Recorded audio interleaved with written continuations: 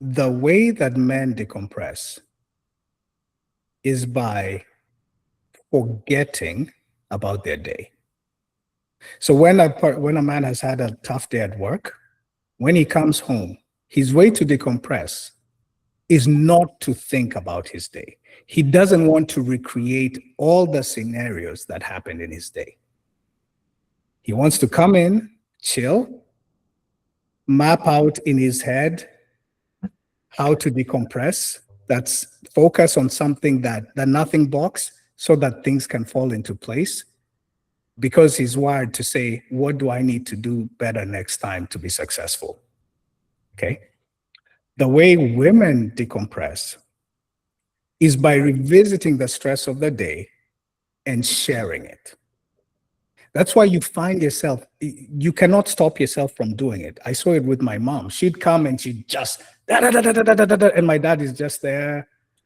He's kind of trying to watch news, but she's just talking. And I'm observing this, right? Because I'm a guy and I can relate that this guy just wants to be left alone. But mother is just talking, hey, Nanina, okay, and she will talk and talk and talk.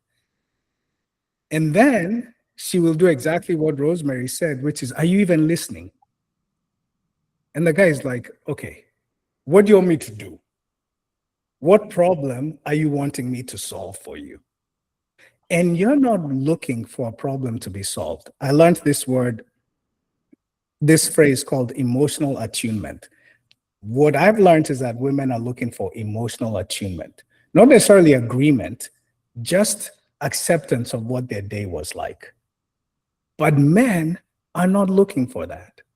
Men, for them to get back to regulation, to equilibrium, is not to revisit the battle they've just fought. Whereas for women, it is to revisit the battle they've just fought with conversation. That's one of the reasons why the guy just comes in and just watches TV, lays down, and does not want to talk about his day at that point in time. And that last part is important, at that point in time. That doesn't mean he doesn't want to share it. And we'll talk about what that looks when it comes to safety and security. It just means at that point in time, at the end of that day, he is not ready to revisit that stress of the day. Whereas you are, for you hormonally to calm down, you need to revisit the stress of that day. So I'll ask the question then again and reframe.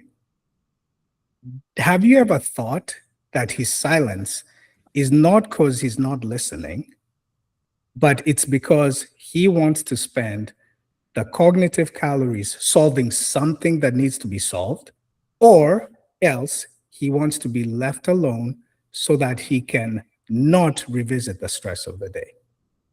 Those are the two things. That's it.